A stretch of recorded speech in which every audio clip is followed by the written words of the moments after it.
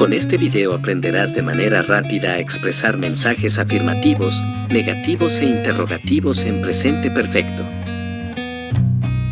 Empecemos.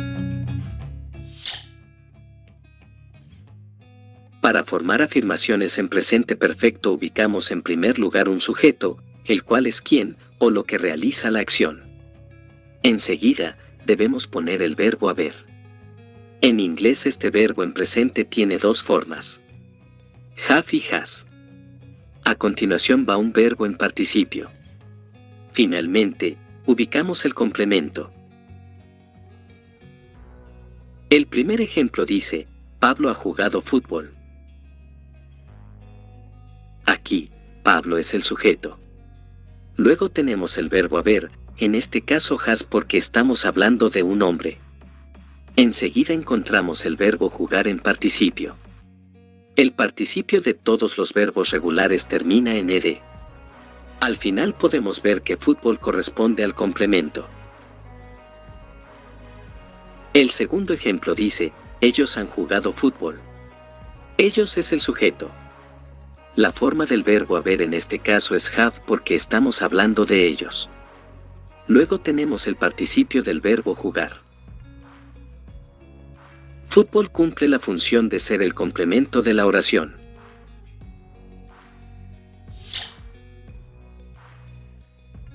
Observemos que con los pronombres él, ella y esto usamos has. Para el resto de pronombres debemos utilizar have.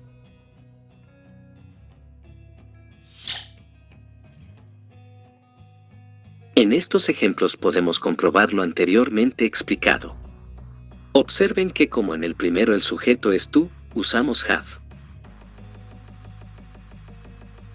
En el segundo ejemplo el sujeto es Marta, es decir, ella, por tanto la forma del verbo haber que usamos es has. El último ejemplo tiene como sujeto a los chicos, es decir, ellos. De ahí, que debamos poner have. Por otra parte, recordemos que después del verbo haber, se debe poner un verbo en participio. En estos tres ejemplos los participios son vivido, escrito y traído.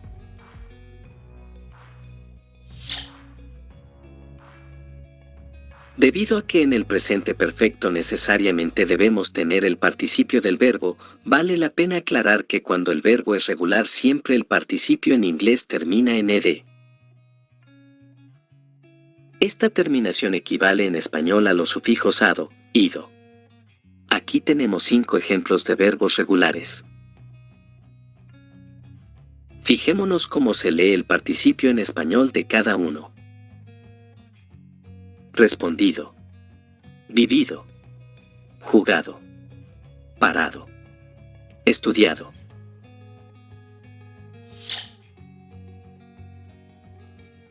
En cuanto a los verbos irregulares, el participio no termina en ed. Estos verbos tienen una forma específica en participio. De ahí la importancia de que procures memorizarlos. Observemos el participio de estos verbos. En español se traducen como despertado, sido o estado, escogido, hecho, comido.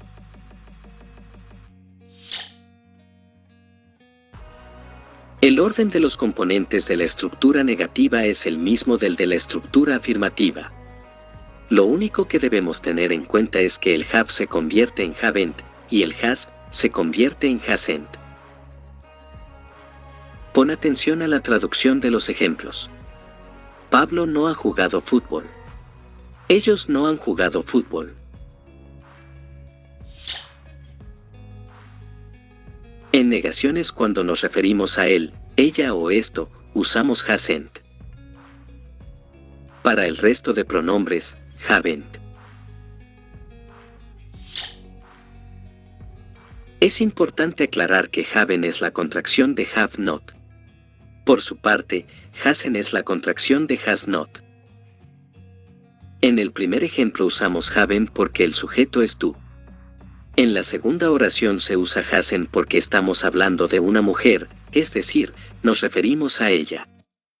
En el último ejemplo el sujeto son los chicos. El sujeto de esta oración equivale al pronombre ellos, por tanto, usamos haven.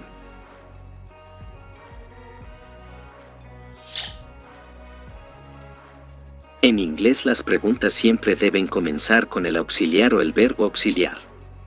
En el presente perfecto tenemos el verbo haber, el cual es un verbo auxiliar. Por este motivo, en este tiempo las preguntas siempre comienzan con have o has. Enseguida ubicamos el sujeto. Luego un verbo en participio. A continuación un complemento y finalmente el signo de interrogación. Observemos los ejemplos y escuchemos la traducción. ¿Pablo ha jugado fútbol? ¿Ellos han jugado fútbol? Para terminar, encontramos la forma de responder de manera corta. Cuando la respuesta es afirmativa, empezamos con yes, luego ponemos una coma, enseguida un pronombre personal y al final have o has según el sujeto. Cuando la respuesta es negativa, usamos no, luego ponemos una coma, posteriormente un pronombre y al final haven o hasen.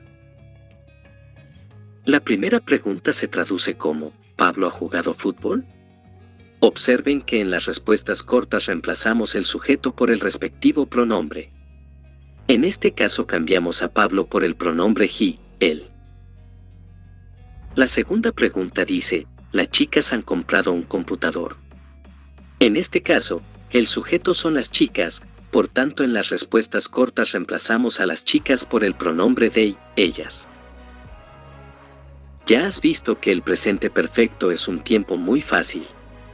Te invito a compartir el contenido con otras personas que estén aprendiendo inglés. Tu apoyo es muy importante para seguir creciendo. Recuerda suscribirte al canal, dar like y mirar los otros videos que tenemos disponibles. Gracias.